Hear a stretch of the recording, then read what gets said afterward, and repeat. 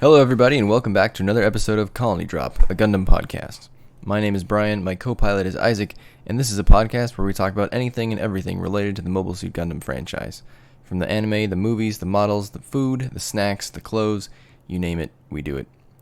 On this week's episode, we'll conclude our review of the back half of Mobile Suit Gundam Seed. So let's get back to the Battle of Jachin Due for the preservation of our blue and pure world. I'm just kidding, that's just Yzak, not me, I swear. Quite a battle happening here. Azrael's boys are giving Kira quite the runaround. They end up going into one of these colonies. All the players sort of end up in the colony. Rao, Mu, Kira. It just so happens to be this human development facility with a bunch of fetuses in all these like tubes, which was pretty gross. Yeah, how convenient. Yeah. So Rao and Mu are having a shootout inside this development facility. And then Rao throws a picture of, he got it off of, one of the desks, right, or something. It was, a picture of Mu and his dad and the Kira and Kigali baby pic that we saw earlier. So now I'm just like, all right, there's a lot of convenience stuff happening here. We happen to be in the right facility. This is really strange. Yeah. What was your take going in there? My initial watch, it was all new to me. I was wondering, oh God, okay, really, this is really what's happening, and wow, of course they're related. Of course, this explains the mask and all that. And cloning. And now though, I'm like, okay, you're doing way too much at the end of the story. This is a lot of information that maybe should have been somehow hinted at along the way, or been a subplot that was really building and gaining momentum. But to kind of throw it all at us in one episode and drag Kira into it, it was too much. Yeah, so eventually Rao explains that he actually knew who Kira was the whole time, pretty much. He just thought that he was dead. He thought the twins, Kira and Kigali, were dead. Kira's true father was this guy named Professor Hibiki, and Kira is sort of his ultimate experiment. He is humanity perfected, the ultimate coordinator. Professor Hibiki built artificial wombs to remove sort of the one variable of coordinator births, which was the woman's body, right? So if the woman doesn't eat certain things or they don't take care of themselves in a certain way, maybe the adjustments made to the coordinator baby don't come out exactly like the parents wanted. So this professor guy, removed that and carefully controlled the entire development, and the result was Kira, and he was apparently the only coordinator born this way that survived. That was what I took away from it. Was that what you got? I trying to piece it all together. He was the ideal coordinator too, right? And the cream of the crop for this scientist that actually put this together. And then I'm trying to figure out was this scientist, he also cloned Mu's dad into Rao? He did. Okay. It was before Kira, but it was a worse process. Right. So, yeah, you have these two sort of storylines colliding, but the only thing that really connects them is that scientist guy, I guess. Yeah. It was we had the same doctor, but he was still in medical school when he worked on me, so that's why I'm all messed up. And he graduated and then worked on you. That's why you came out perfect. That's why you're Mega Man and I'm Proto Man. You can take down the robot masters and Sigma and all this stuff, and something happens to me after the 10th game and I'm gone. Proto Man even has the mask, which is great. Oh, there you go. Yeah, and also his little scarf in case he gets cold. Yeah, so Rao reveals that at the same time as this Kira revelation is happening, we might as well get all the exposition out at one time. So Rao reveals he's the clone of Mu's father, who was basically just sounds like a real jerk, Al Deflaga. Yeah. And that's kind of Rao's story, and I guess now he's just upset at his own birth, and he wants to destroy everyone. He wants to kill all coordinators and naturals, because he basically thinks that humans, they will inevitably never be satisfied and try to continually reach higher, and they will only screw it up. Pretty much, yeah. That, and it's all a mess. He has short telomeres, so it's not just him being the rejected clone, it's him having a shortened lifespan, and he has to take those pills, and he's just been disgusted by human warfare, so humans don't deserve to live, and he's playing both sides against each other. How he got in contact with the Earth Alliance and Azrael is never established, or even they never even established how they communicate so well, but but just supposed to believe it happens. That's an inference, right? Yeah, I mean, even Azrael says, like, I guess, Le Creuset or something was like correct or something, Yeah. So I don't know what secret way they're smuggling messages to each other, but it's pretty effective. The only actual time that we see Rao give a message to Azrael is around this time when he gives Kira back to the Earth Alliance, and he gives her a disc, and on it are the plans for justice and freedom, and thereby also the N-Jammer cancelers, which was the one thing that Patrick Zala did not want to fall into the Earth Alliance hands, because now with those plans, the Earth Alliance can use nuclear weapons again, Yzak, which means it's very bad for the plans. Or very good for Earth. Yes. So Azrael gets this, and his face literally lights up, and he's like, oh, I can't believe it. Look at all this. We are so lucky. Schematics. How often do you get the enemy's schematics for the enemy's new secret weapon kind of just randomly delivered to you? Yeah, that never happens. I don't think that's ever happened in any other Gundam series. So now the Earth Alliance immediately, I guess they get these schematics, and they immediately figure out how to make N-Jammer cancelers, because they make a bunch of them, or they must, I guess. And to go back to our earlier discussion, because the N-Jammer cancelers only work in a small area, that means in these next few episodes, the Earth launches, 50, 100 nukes at least? Pretty much, yeah. Dozens at least. Yeah, so that means that every nuke they launched had to have an N-Jammer canceler equipped. That's a lot of N-Jammer cancelers made in a very short amount of time. For something so critical, I'm sure they, booted up the factory and did, run the clock shifts and all that, and whatever machines they needed or retooled and all that. Yeah.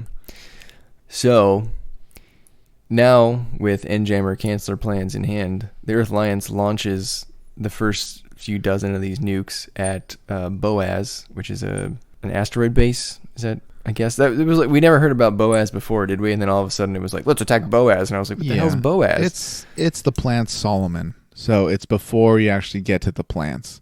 From what I read, it's actually used to belong to the Earth Alliance, but they left it, or it was a mining asteroid or something. But yeah, now it's been refitted as a military base, and it's supposed to be impregnable. So we learned about Boaz, and then we are immediately nuking that thing. Yeah, they have a very quick battle. Yeah, very quick. Boaz gets pretty much wiped out. And your pal, Patrick Zala, decides to counter with another acronym-based super weapon named Genesis, which we saw on some computer screens a few episodes earlier. And you knew it was no good, because it certainly looked like a colony laser, Yzak. Yeah, I mean, it was very purple, though. Now that with Boaz taken out, the Earth Alliance sets their sights on the plants, and here is where we see the debut of a new weapon for freedom and justice, called the meteor units. Oh, God. Lacus has had this little trump card up her sleeve. What would you describe the meteor units as, Yzak? They're basically mobile weapon docking stations for the justice and the freedom? Pretty much. They make like these massive beam sabers, and like they have like this engine on the back, so you can kind of boost around faster, cut through people faster, I guess. But I'm curious, like, what was their original purpose? Because they were part of the Eternal, weren't they? And like they just get released, so they were originally turrets. Interesting. I didn't actually think they were turrets. I thought she just had them, in storage, basically. Like that's okay. That was why the Eternal was meant to house the justice and the freedom, was because she had the meteor units on board. Okay. Sure. But yeah, these things are just, I think they're unsightly is how I would describe them. They have like a weird kind of white-pink color scheme. They're way too big for the mobile suit that they're on. They try to shoehorn a dendrobium into Seed, and it didn't work. Yeah, I would say the closest thing in the Universal Century is definitely the dendrobium. And yeah, I agree. The design is pretty weird. It definitely is not aesthetically pleasing, at least to me. I think what bothered me the most about these is I think that's a neat idea. I just don't understand how they don't run out of ammo. Because every time we see him, Kira and Athrun are launching, I don't know, a minimum of 100 missiles. And Yeah. you can only do that so many times, man, before you got to go resupply. The beam sabers were pretty cool. I thought those were okay. They're just kind of shaped weird. Yeah, yeah. I like how their logic was like, well, what does this backpack need? And then we're like, we just need massive beam sabers. Yeah, we heard you like backpacks, so we put a backpack on your backpack. So they just strap them on, and now your mobile suit's like, I don't know, 3 times more effective. Or it was an easy solution to make their, the 3 ships alliance seem like they could go toe to toe with either ZAFT or the Earth Alliance, and I think it's a little silly. Yeah, in terms of numbers here, the 3 ship alliance, that's the Archangel, the Eternal, and the Kusanagi, are fighting well above their weight class here in terms of volume, right? Freedom, Justice, they're just beam spamming and killing all these. I shouldn't say killing, because Kira doesn't aim for the body anymore. He only aims for like the hands and the head. Yeah, they're taking out what? Every time they fire, 10 suits? Pretty much, yeah. Or at least taking out their heads. For some reason, the 3 ships alliance like swears off violence. Relena Peacecraft is now like their tactician, and they're only blowing off the heads of mobile suits. So the Earth Alliance launches all these nukes at Boaz, basically just blows up Boaz completely. Then probably the most shocking moment of the show happens, and that is Zala uncloaks Genesis, which apparently has been hidden via Mirage Colloid this whole time, and it's just this massive gamma ray laser. It has like a nuclear explosion, and then it redirects all of that energy through a mirror that they burn through and cycle out every time they fire. And the mirror focuses it wherever he wants it to go. So they uncloak Genesis and they immediately fire it at 60% max power at the Earth Alliance fleet, and it wipes out 50% of the fleet. And holy crap, Isaac, that was a great opening to the episode. Yeah. And almost like, well, actually, no, kind of worse than the Cyclops. Like, if you get hit by the gamma ray laser from Genesis, not only does it blow up ships and mobile suits, of course, but like the people like inflate inside their normal suits like balloons and then pop. Yeah, it was pretty disgusting. And they always made sure in all the scenes to show the inflation first before the before the machine part blew up. It was pretty brutal. A lot of brutal super weapons in the Cosmic Era. Yeah, but this one takes the cake because it's too powerful. It is very, very powerful. So Zala fires this thing, wipes out the Earth Alliance fleet, or half of it, and then he immediately gets on the, I don't know, space TV, or whatever you want to call it, and he's immediately blaming the Earth Alliance, saying, look, they used nukes again, therefore they deserved this, and if I point this gamma ray laser at Earth, it's going to destroy all life on Earth. And Waltfeld, I thought, had some good insight here. He's like, look, humans are messed up. We get used to anything. The first time I shot someone, it really bothered me, but then I shot more people and it didn't bother me anymore. So they're going to start firing this Genesis thing because they've already fired it once. Mass death be damned, right? Right. So now Zala plans to fire Genesis again, but this time he's going to fire on the Earth's lunar base. And, that would be a huge blow to the Earth Alliance. Over the course of the show, the Archangel has tried to go to the moon and to Alaska. Alaska's already gone. The other big place they tried to go was the moon. So if he takes out the moon too, the Earth Alliance is really hurting here. Yeah, and the reinforcements are coming from the moon too. They might not make it, Isaac. What do you mean?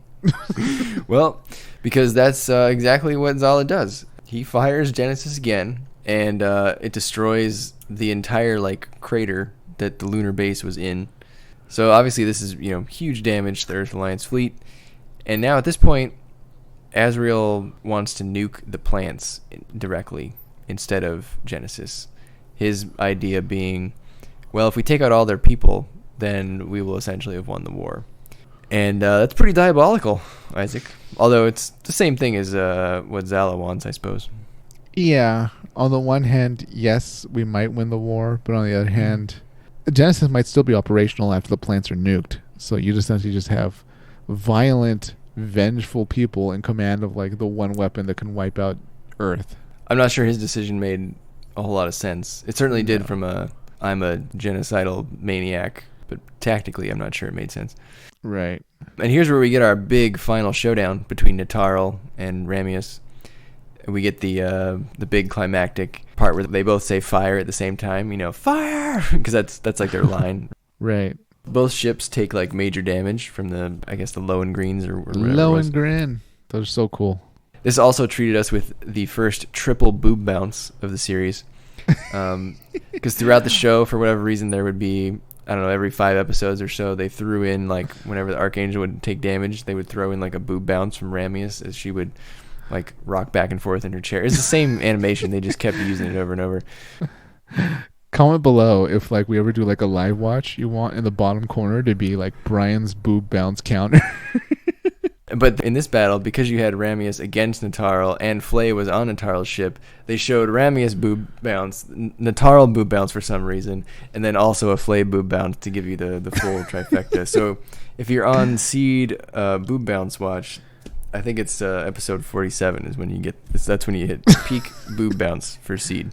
And then in the special features, in the deleted scenes, there's a scene where they're in like the hallway in zero gravity and they bounce against each other. I don't think that exists, but they're in the middle of combat and like they take a few hits and they start bouncing. It's like bumper cars. I just think it's funny because like one, Seed is not like I don't feel like Seed, like I said last time, is a fan servicey show, but they really play it up in those openings, and then they try to like hide it a little bit because these characters have these like, very, I'll say, unsexy military uniforms on, but then they still attempt to throw like a boob bounce in there. So I feel like they're trying to have their cake and eat it too. But it's for the fans, Brian. All right. Clear as a fan, you're noticing and you're enjoying it, aren't you, Brian? It's hard to not notice, Isaac. They put the 3 boob bounces one after another in the show. Doesn't that turn you on, Brian? Doesn't that butter your biscuit? Well, I wrote it in my notes. Doesn't that boil your goat? I remember it happening and being like, well, I got to write it down. I got to call that out on the podcast. Doesn't that shoot your scooter? Shoot my scooter. But beyond that scene, I thought this fight was great between Natarle and Ramius. Now I'm just like the scenes of like them and Zero G like bouncing around and during combat, and then like the men are being like thrown from their chairs and they're bouncing into them. The men are being bounced around because they can't concentrate on the fight. Like, look at your screen. I can't right now. I'm very busy. Yeah. But so I thought this fight was great though, because at this point Azrael is basically giving orders to Natarle, and she's sort of resisting following them, but still sort of doing it. And oh boy, Isaac, this is the saddest moment of the series for sure. Or this was my saddest moment of the series upon my first watch back in 2003. Right. And so at this point, Rao has boarded one of your favorite Gundams, the Providence Gundam. Of course. And he's basically just taken everyone apart in his way, right? He dismantled the Buster, I think, like right away. Like I think Dirka saw him, and Rao was just like, yeah, whatever. And then like the bits just kind of took apart all of Dirka's limbs on the Buster. And I was like, oh man, that poor Buster. It's been so out of date for so long. It had no chance. And then Mu tried to fight the Providence, and he did actually a pretty good job being in that out-of-date Strike Gundam and going up against Bits. How did you feel when the Providence first showed up, Isaac? First, I was like, oh no, not another Gundam. And then I finally saw it, and I was like, okay, this is pretty awesome. And it looks kind of villainous, but it's the traditional Gundam colors. So I like it. I've said before that I like the model. The one thing I don't like is the noise its bits make. It is a shrill kind of whistle noise. I do not like it at all. Interesting. I do like though that they gave it bits to be consistent with him and Mu's like better spatial awareness and how they're basically new types in this show. I mean, they have the new type flashes and everything. Right. No other mobile suits really fight with bits in the show, to my recollection. So I liked that they came back at the end in the form of a Gundam. And in the hands of Rao, it's pretty deadly. He took apart Mu, and Mu's sort of limping back to the Archangel, and he sends out a notice to Ramius, to the Archangel, to let him in. They're in sort of dire straits at this point because they've already taken some damage from Natarle. Natarle's ship's not doing too well either. It's taking some damage, and Azrael says, hey, you need to sink that ship now, and he really wants them to fire. And I guess they see that Mu's coming back or something, and it just sets off Flay. And so Flay gets on the radio and says, Archangel, get away. Well, this sets off your man Azrael. He's kind of right, though. We're in the middle of a battle. That's fair. We must defeat the enemy. Who's with me? Comment below. For a blue and pure world. Exactly. Yeah. I mean, we have nukes. We got to use them. So Azrael slaps Flay. Take that. And Natarle doesn't take that too kindly. She says, stay away from my crew. So then she gets into a fight with Azrael. They're fighting while at the same time Ramius is like gearing up to blow them away. Natarle's like restraining Azrael. And then she immediately orders her personnel to abandon ship to the Archangel.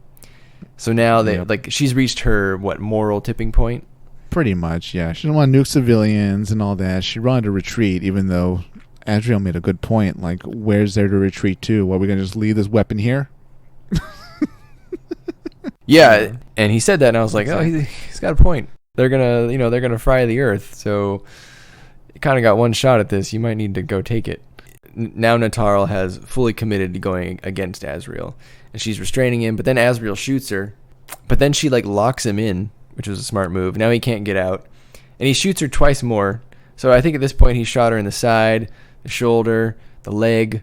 Is your pal Azrael? Is he just a bad shot, or what's his deal? In his defense, they're in zero gravity, so I'm sure any marksmanship practice he's had, which should be minimal, since he's holding essentially a glorified Derringer, he's doing the best he can in space. Also, you have to keep in mind, every time she gets shot, Brian, there's a boob bounce. So that's moving her around. She's a harder target to hit, all right? It's like hitting a clay pigeon that goes in a spiral. So That's true. Yeah, how many bounces were there, Brian? One for each shot? I didn't count those ones. We call those triple Bs. Bullet, boob, bounce. Good thing she didn't have a bullet canceller on her. So the gun's called a life counselor. Good thing I brought my life counselor with me into space, just in case I need to use a pocket pistol to shoot someone in the bridge. What was he going to do with that? I mean, why does he even have that? I don't know. I'm not sure. So despite, Natarle's best efforts, Azrael, he gets into a terminal and he fires the Lohengrin. And that shot is headed straight for the Archangel's bridge, and they have no time to evade. But who flies up and blocks the shot, Yzak? It's Mu. Mu flies up, and he holds out his shield, which I don't know how, but it's able to take the circumference of the beam. I don't think that's possible, but hey, this is the end of the show, so things are going to happen that really don't make sense. So he gets his hero moment, Brian. The shield starts dissolving, of course, because the heat and the energy from the Lohengrin, it's so much. And then once that's gone, he turns around to Mu, and they're talking on the screen, and he's I forgot what he says, nonsense love stuff, I love you so much. And then the beam hits him, and he's exploding and dissolving, and then Ramius is no, and then Mu dies. He explodes, and there's nothing left. The beam makes him evaporate. He's not even blown to smithereens. He's reduced to vapors. Yeah, the strike just kind of goes away in a poof of smoke. While Yzak said that it was dumb love stuff, it wasn't at the point where he said, "See, I told you I make the impossible possible," or something like that. Yeah, something like that. It was great. Mu lines. I loved it. Mu final line. I was so upset when Mu died, and then see Destiny come out, but we'll get there one day. Yeah, we're working our way. So now Ramius is just heartbroken now.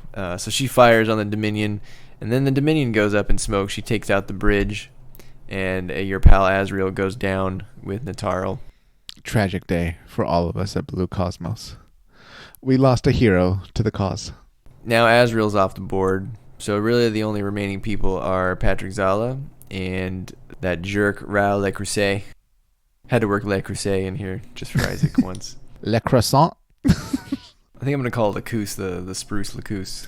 Lacousse the spruce and the Creuset, whatever way? I don't know. Raoul Le Croissant. We get to our final episode of the series, Yzak. Lacousse is futilely begging ZAFT to stop using Genesis. She needs to stop begging. That never works. Did it? I mean, actually, I'd say this might be the one time her broadcast or whatever kind of worked, because That's true. In the control room of Genesis, like a lot of the technicians were just kind of looking at each other, right? They're like, "Are we really gonna go through with firing at Earth?" I mean, it's one thing to blow enemy military out of the sky. It's another thing to wipe out all life on Earth. Like maybe some of them like elephants, so they didn't want to like imagine them wiping out all the elephants on Earth, things like that. And then like, oh god, this is when like nameless personal assistant to Patrick Zala like turns on him. Yeah, I was gonna ask you, have we seen that in any other Gundam series? I don't think so, right? No, but since this is 1 year war by the numbers, they had to shoehorn in a betrayal of the enemy leader. So yeah, but I mean, I'd wish it was a character we've seen this whole time. Like I don't know, an assistant that was with Patrick the whole time, maybe, or I wish it had been Atherin. Yeah, that would have been so much better. Very Shakespearean, but instead, out of nowhere, like clearly someone in his inner circle was like, we shouldn't do this, and then I guess Patrick pushed his luck, right? He was like, oh, I'm not even going to argue with you. Here's the bullet. Here's the life counselor. Patrick pulls out his life counselor instead of arguing with the man.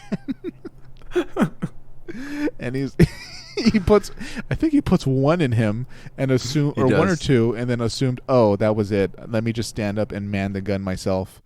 But little did he know, the guy he just shot, guess what, Brian? He had a life counselor too. It's almost like life counselors are standard issue in ZAFT. Pretty much. Now that so many life counselors have been fired at each other in the control room of the super weapon, I guess like the technicians just up and leave, right? Everyone at a computer monitor just leaves the room.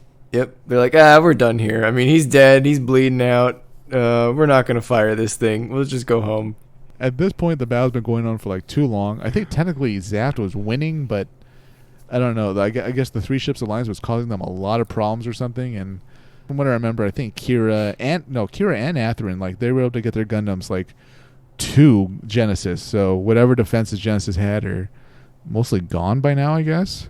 Yeah, it was Atherin and Kigali, but yeah, they like parked their Gundams in Genesis, which is I had a question on that. They like get their Gundams into Genesis, and they park them, and they try to go find the control room. When they got into Genesis in their Gundams, why didn't they just start firing indiscriminately and blow the place up from the inside? I think they said they couldn't do that because of like Mirage Colloid, something like that. Okay. Like the armor itself, like it couldn't be destroyed from blasting. You had to actually trigger something inside of it to destroy it. But then I had a question on that too, because the Kusanagi tried to fire and the Eternal tried to fire on Genesis, and they were like, oh, well, their phase shift armor or whatever can't last forever. But wouldn't it have been smarter to just fire on the mirror and buy more time? Brian, you should have been an officer, because that's a brilliant idea. But just the mirror seems a lot more fragile than actual Genesis. Probably, but at the same time, like...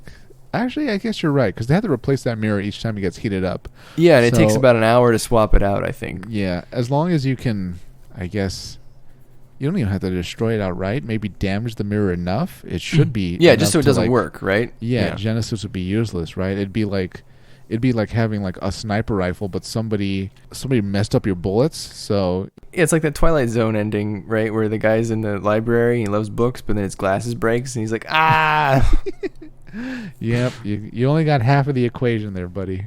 So yeah, good point, but at the same time, I don't know. Knowing ZAFT, like they would have pulled something out of their sleeves, like, oh, we modified it so we don't need the mirror or something, So the Three Ships Alliance wanted to be thorough and just get rid of Genesis. Yeah, which, little tidbit, I did some research. Genesis actually wasn't just a super weapon built from the ground up. It was originally a propulsion system for exploration in space. The beam would propel a ship at very high speeds, I think maybe nearing the speed of light, so that the exploration for coordinators could be done. They really wanted to follow in the footsteps of their founder. Explore space, this time at high speed, approaching fractions of light speed. Instead, I don't know who, probably someone in Patrick Zala's faction said, this is a lot of energy. We could actually point it at objects and destroy them. So, here we are. Oh boy. That man's name, Jason Genesis. They worded him with his name on the side of the laser. He's like, okay, I'll do all like the math and stuff that we need, the engineering, but you have to name this weapon after me. And Patrick was like, okay, we got you covered. I'm so glad they didn't name it like the Earth Canceller. Yeah, the Earth Canceller. All life canceller. So now Azrael's dead. Zal is dead. So the last guy left is Raul Le Creuset. What about our buddies, Brian? Our buddies in the Forbidden and the Calamity? Oh, well, they're dead at this point. They're having the time of their life. Yeah, they've been killed. So, of all people, Yzak killed 2 of them. He really did some damage finally, this guy. In their defense, like, I don't know what happened with their dosage, but they were clearly not performing as well as they could have. The last one that he killed was definitely having some trouble. Yeah. That was a pretty good death, right? He took Dirka's gun, the Buster's gun, and shot it. I think that was the Raider. Yeah. Athrun cut one of them in half with the Meteor beam saber, which was pretty brutal. That was a good one. Yikes. And then Yzak killed the other one too by basically doing like a suicide charge, and he absorbed the big beam shot with his shield and basically got up close and personal and just kind of stabbed him with the beam saber. So Yzak really doing some work here in the Battle of Jachin Due. Redeeming himself. Yeah, I don't know. Is he really redeemed? He shot that whole shuttle of civilians. All right, I guess he's not, but in the eyes of like people that root for like Yzak and the Three Ships Alliance, I guess he's doing pretty well. Yeah, no, he did some stuff. I'll give him that. Yeah, still got that terrible haircut, the Prince Valiant. Quite the bowl, the bowl haircut. Is Yzak so stressed that like at such a young age his hair has turned silver, like because of how angry he always is and like yelling and stuff? Like he did it to himself, right? Like. He doesn't tell anybody in his squad, but he actually has like ulcers. He has the stomach of a 50-year-old man. Oh, Yzak. He's got the blood pressure of an air traffic controller. There were a whole bunch of moments in the series where it just seemed like everybody hated Yzak. Like even Rao hated Yzak. Well, he's the hardest one to talk to in their meetings, right? He's always like, why can't we attack her? Yeah. And he was never right. And Rao's like so level-headed and calm, so. Silly Yzak. So at this point, although Zal is dead, Genesis is still set to fire Isaac. That pesky Patrick initiated like a self-destruct sequence, but before it self-destructs, it's still going to fire. So something needs to be done there. But before that gets resolved, we cut back to Rao and Kira, who are having their final philosophical duel. Your man Rao is really making the Providence look good. What did you think of his performance? He was doing great. He ended up losing, but dare I say he was the second best pilot in the series. I think he was, and I think Kira got a little bit lucky here. Rao took out both of Kira's meteor arms, the Freedom's head, the Freedom's right leg. He shot Kira multiple times in the chest, and I think the Freedom had either one or no arms by the end. So really, any one of those shots, especially the ones to the chest, could have blown up the Freedom. Yeah. Kira ended up getting the best of Rao. He took out his bits, sort of one by one. Kira kind of won with like a suicide charge, basically, and stabbed him. I would agree with you that he's probably the second best behind Kira, for sure. And Kira has that, OP targeting computer. True. I don't know. It was a good epic fight to end the series. We know who I was going to go. But, yeah, good final villain. Yeah, I think that's a good point. Sometimes those last fights, maybe they don't live up to the hype. Yeah. This one I thought it was really good. I thought it was well paced, and there was a lot of damage done on both sides. I didn't feel like Rao was overmatched. It was a lot going on at once. They're fighting inside the superweapon. The superweapon's going to fire. They have friends inside that they're trying to, self-destruct it and get out. And, yeah, the battle's kind of still raging outside. So there's a ticking clock and the stakes are raised. And so once Rao's dead, Genesis reaches its self-destruct point, but it blows up because our pal Athrun self-destructed his Justice, just like he self-destructed his Aegis, but he got out of there because Kigali saved him. Or like a smart man, unlike Lord Azumi, he set his little self-destruct and then he got out and he got somewhere else, and then he left. He didn't stay in the suit and be stupid. Exactly, yeah. And that's where we leave off in Seed, Isaac. I think that they say there will be a peace negotiation. Yeah, like the Three Ships Alliance shoots off flares after Genesis blows up. And then they're like, all ships are signaling that, they're standing down in a ceasefire. Yeah. Both governments are calling for a ceasefire. And then they play the little end credits music and, yeah. Oh, did we talk about Flay getting killed? Oh, we didn't. Yeah, Flay got killed in that last battle with Rao and Kira.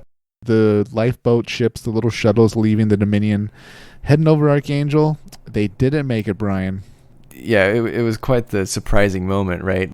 Rao shoots at her shuttle, and Kira rushes in and blocks it with his shield, which, by the way, doesn't even make sense. Shouldn't these beams be moving at like the speed of light? But anyway. So he blocks it with his shield, right? And then you think, oh, Kira saved the day. Nope. Providence bit right behind the shuttle. Yep. Shoots it from another angle, just blows a hole clean through that bad boy. Flay goes up in flames. Oof. And then, like, they show her, like, spirit kind of floating, and, you see her body, like, in the fire, kind of wiggling around a bit. And yeah, she has a spiritual conversation with Kira where she tells him, I will always love and protect you. I guess, overall, what did you think of the Kira Flay? I'll call it a romance, even though I don't think it was really a romance. It was, I don't know. Kira had feelings for her. She was just kind of crazy and had some feelings for him. It was just a mess, and so many people had died by then. I guess they just wanted one more death for Kira to just kind of give him like emotional propellant going into the final battle. And also, Flay can't live. They wouldn't want her to live. What's she gonna do? I guess they could have had her live, and like she kind of saw the error of her ways. Like she would maybe be regretful. Be like, I can't believe I was so gung-ho about killing coordinators. They're people too, or something like that. But instead they're like, no, redemption via death. And they killed her. Yeah, Flay, she's just a weird character to me. I feel like they couldn't decide what to do with her, maybe. Because the last time Kira saw her, he told her that their relationship was a mistake. And then all of a sudden she's still all, I love you and all this stuff at the end. I was like, oh, I thought we were done with the Kira Flay thing. I thought we were on the Kira Lacus train. It would have been better if like he tries to save her and like she still dies, but like her little spirit says, I will haunt you until the end of your days. I hate you. I can't believe you let my father get killed in that space battle. Yeah, like you promised, and then she's like, I hope you coordinators all get killed. Like I'm gonna become the spirit of Blue Cosmos. Yeah, that would have been way more of a twist ending for sure. I would have liked that. Yeah, in Seed Destiny, you see like a bunch of Blue Cosmos people. They have like T-shirts with Flay's face on it. Like, Flay was right. Remember Flay? Yeah. Yeah. What would Flay do? WWFD. Yeah, she would kill coordinators. Yeah. So that was Gundam Seed. I think we were a little harsh on it during this bit. I thought the back half was actually really good. You just can't think about it too much in certain parts. I'll agree with you that the back half is better than the first half. For a very colorized redo of the 1 Year War, it's pretty good, pretty close to it. Some problems though, right? Some wackiness. Even the fashion, right? Like Kira's shirt. I know you want that shirt, Brian. You want those sleeves with the buckles. Kira's shirt is equivalent to Jerry Seinfeld's puffy shirt. Did we just date ourselves? Did we just lose like all of our Zoomer listeners? I don't know. You know what? They should all watch Seinfeld. It's a great show. Maybe they will. Like, yeah, when their parents are done watching. Some of the relationship stuff on the show is like, whatever, But overall, I think it had some really cool characters. Mu, really well done, fun guy. He's like right up there with like, very, very much a Han Solo personality, I guess you could say. Yeah, absolutely. The whole Ramius Natarle dynamic, that was really cool. We've never seen anything like that, really. This did that so well. They're on opposite sides, but you really like both of them. Azrael, as much as I enjoyed him, he really felt kind of shoehorned in at the end. As like, we really established the Earth Alliance as kind of this bigoted, prejudiced force too. What would be the leader of that? And out of nowhere, it's like, oh yeah, there's this guy that's like kind of a corporate leader and sort of not really the government, but he's going to be jockeying along in the ship. Say what you will about Zala being one-dimensional, but he was at least there from the beginning of the show. So Yeah, I was just going to say, I wish we had seen Azrael from the beginning. Like, he just kind of showed up in episode, I don't know, whatever, 30, 32, and I was like, oh, okay. yeah, missed opportunity with the extended pilots. You know, there's I mean, how can you have a show called Gundam and we learn almost nothing about some of the Gundam pilots? You know, that's very rare in the series. They could even have their own side story, really. What about the romances? Did those work for you? And by those, I mean the three major ones. By the end, you had Kira and Lakus, you had Athrun and Kigali, and you had Mu and Ramius. They worked going from least to best in that order. Kira and Lakus, I didn't really buy it too much. It seemed very shoehorned in, and plus I'm not a big Lakus fan. Lakus, whatever. Athrun and Kigali, that one was done better with, you know, them being enemies and then, you know, meeting and falling in love, working together, fighting side by side. Ramius and Mu, that one was the best one, I thought. Yeah, I think I agree, especially with that ordering. Even Kira and Lakus I was okay with. I think it was still better than maybe some of the romances we get, like, for example, Ko and Nina. But yeah, I think Athrun and Kigali, you know, they definitely had a lot of development there, being on that island together. Kigali, you know, asking Athrun to be present when she told Kira that they were siblings. That was done well. And then, yeah, I totally agree on Mu and Ramius. That's why it hurts so much when Mu dies, right? Yeah. They had such a good tragic arc, though. She's his commanding officer, and like first it's like, is this kind of like a brother-sister kind of thing or friend co-worker thing, Jim and Pam? And then I was like, no, this is clearly something way more serious. And then it's like, oh, okay, of course you would die for someone you loved. Just like, you know, Azrael died for Blue Cosmos. That was the other love story in this show. How much he loved Earth, how much he loved that planet. that shining pure blue planet. Yeah, he was like, well, I must do the heroic thing and aim for their bridge. And let me just say, as a civilian, he did that really well, really quickly. Like, he did. You know, he did. I know his company probably built the Minion, I assume, but you know, it's one thing to like own the company that builds like, you know, the laptop. It's another thing being able to like open the laptop and go to like the bio screen and like immediately start changing things, you know, on the fly. So did a heck of a job. A little surprised none of those nukes got through, but he certainly gave it his all. Can you imagine being at the plants? Like, oh God, they must have been freaking out, right? Because you're looking outside your window and you just see like these huge pink and purple explosions. Were the plants being evacuated? We never heard anything about. Well, we never really saw what was going on in the plants. I mean, where are they gonna go? Yeah, I mean, you got me there, but like, I don't know. I'd rather be on a ship outside the plant if the plants are being nuked than being in the plant. Yeah, that's true. Oh, I was gonna tell you, when Azrael was talking about nuking the plants, he was like, "I'm gonna destroy those hourglasses," and I was like, "Oh, he has just as little respect for the design as we do." Yeah, pretty much. Like, and he knows they're fragile at the center. Yeah, it just takes one little, you know, just break the little middle and you're done. God, I don't even think you need nuclear weapons to take out the plants, right? Because it's all That's glass. A good point. Yeah, say what you will about like the O'Neill cylinders always, you know, having troubles of their own whenever there's a battle happening, but you know, those can kind of be patched up, and like if there's a hole in the colony, it seems like people could kind of go about their business for a while at least, you know? I think these are the problems you get into when your character's goal is to just destroy the colonies rather than you have some sort of just political conflict, right? Because we're saying if you just want to destroy the plants, then do you really need nuclear weapons? Probably not. Conventional probably could have done it better. With less fanfare, right? Right. I mean, technically from Earth you could have attacked them and gotten it blown away if you're moving an object fast enough, I guess, and they can't stop it in time, but I don't know. We'll leave that to the Mars Zeon. It's to time their shot every 3 years. Every 10 years when that volcano erupts. Oh, we got one, boys. It's like, the orbits are getting close. We got a shot this time, and then then Earth has like 19 weeks to figure out how to stop it. All right, we've determined they're going to miss us this year. Like, oh, okay, good. Well, all right. See you again. All right, time to plan the next Federation parade. Any thoughts on the freedom and the justice, I guess? I mean, those are the face of the franchise here at this point. You know what? I'm not too big on the freedom and the justice. I think they're kind of bland, generic main hero Gundam. Every other Gundam was much more interesting, I thought, than the actual freedom or the strike, right? I definitely agree about the justice, to an extent the freedom as well. You know what's interesting about the justice and the freedom is if you just look at the line art, like you just go, type in Justice Gundam or Freedom Gundam, they look pretty boring in the default pose. I think they look better in action.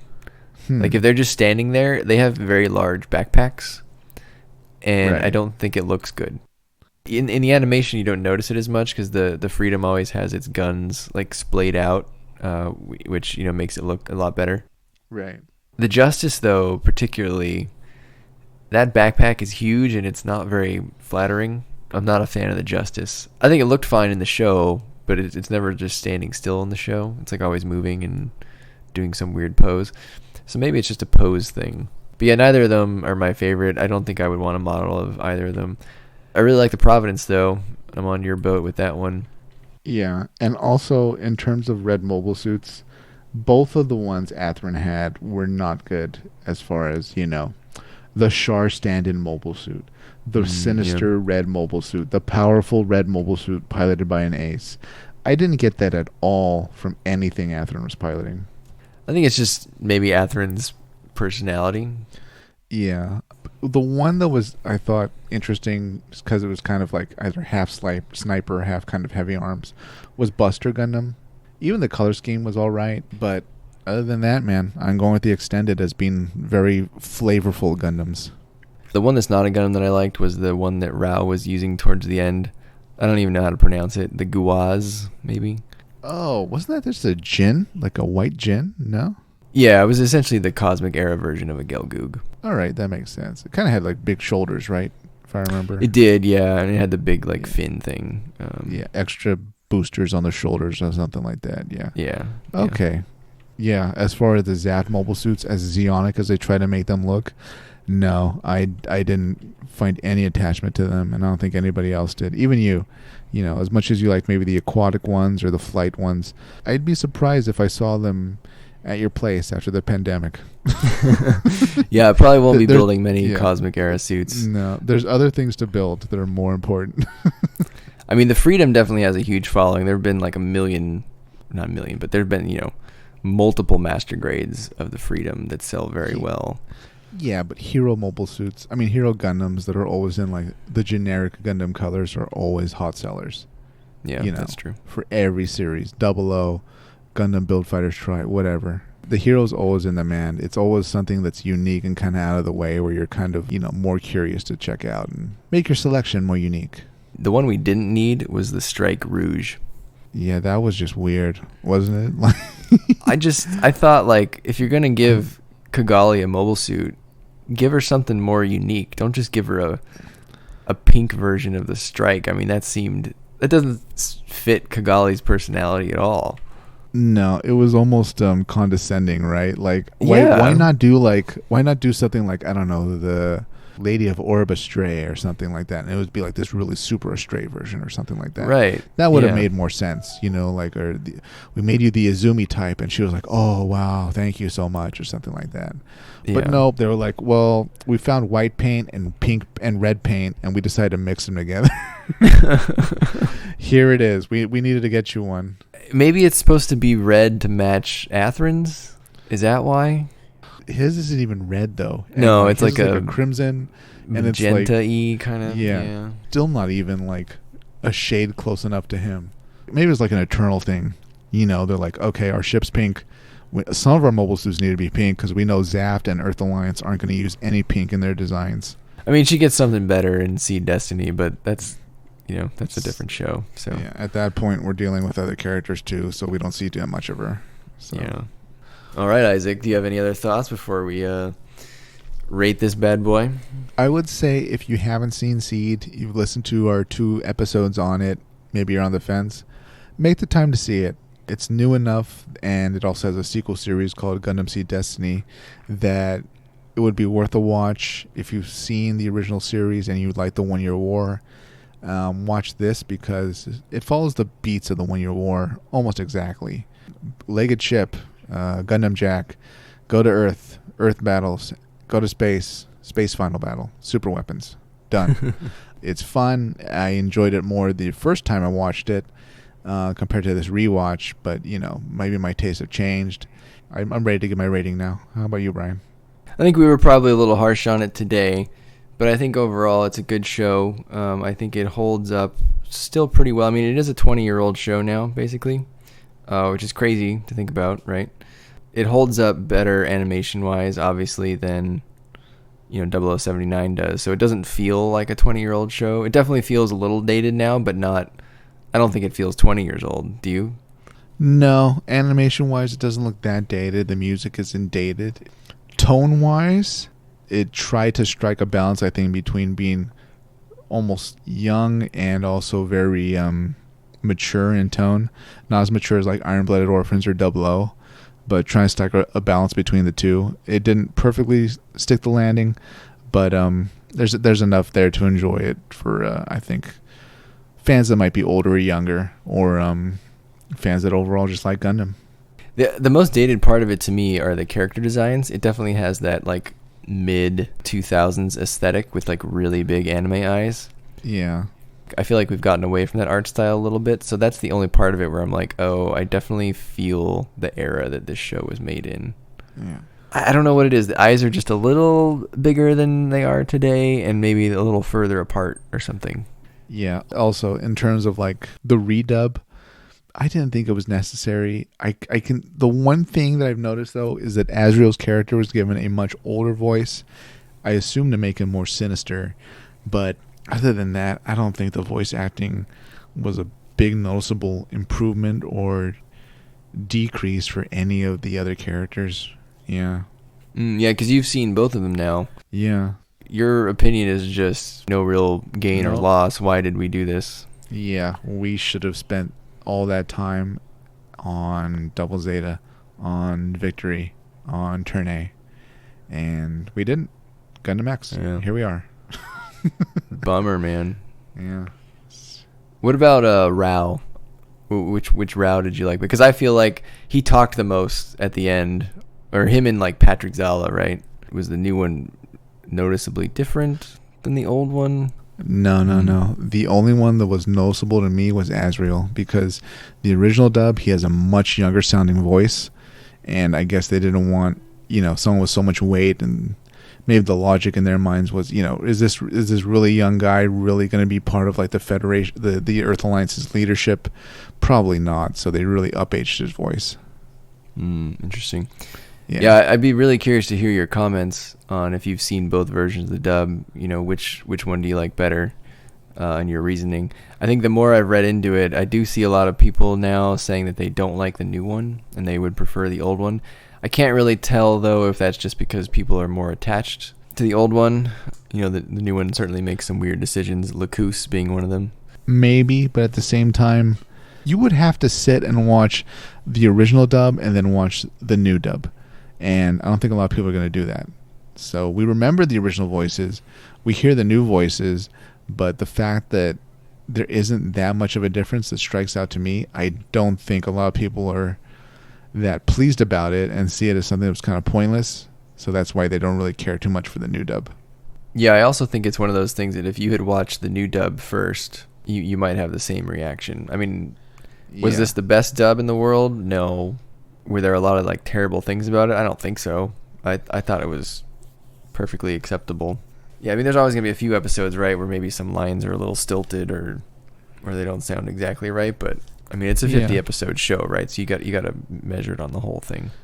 I think overall it's a case of whatever dub you ran into first, that's your original version. That's your home version.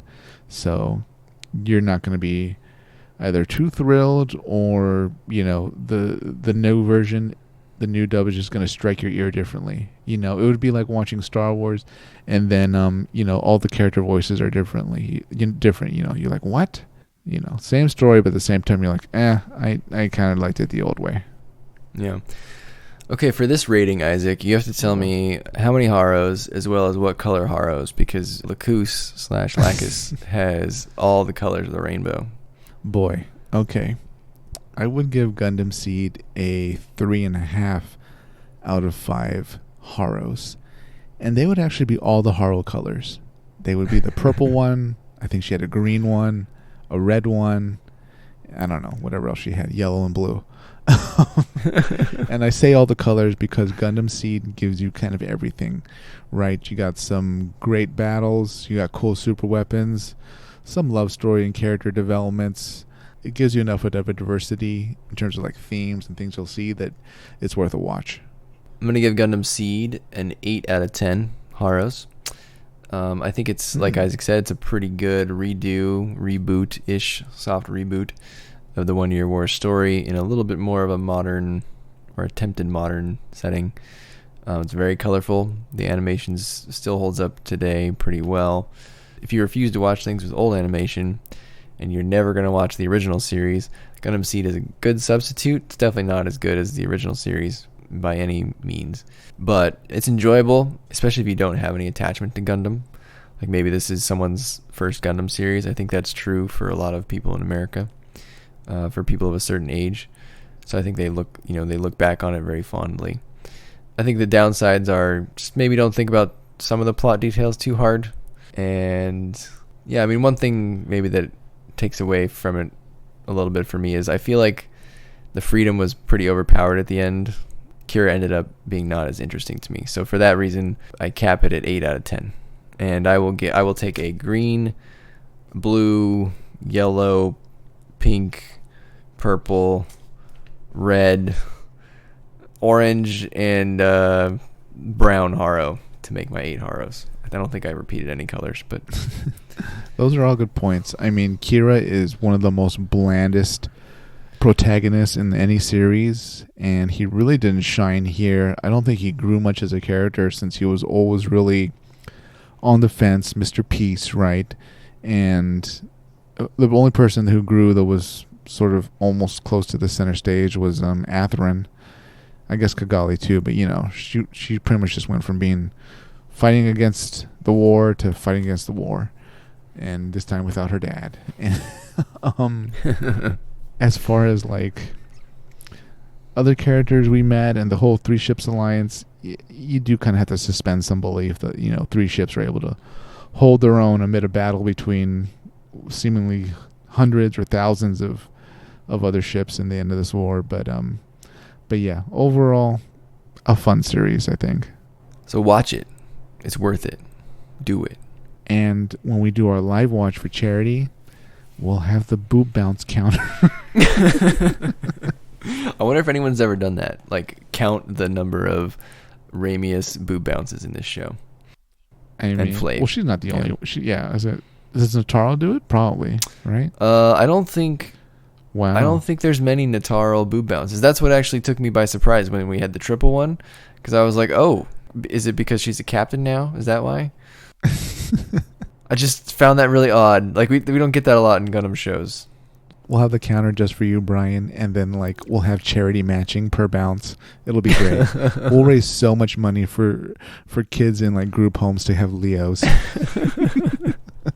We will ship you the finest Leo orphans. Don't worry. Nothing but master grade Leos. They'll have to settle for high grade. I don't think they'll ever make a master grade Leo. All right. We'll do it. We'll do high grades. So please let us know your comments on Gundam Seed, particularly the second half. Who was your favorite pilot? Who was your what Gundam was your favorite?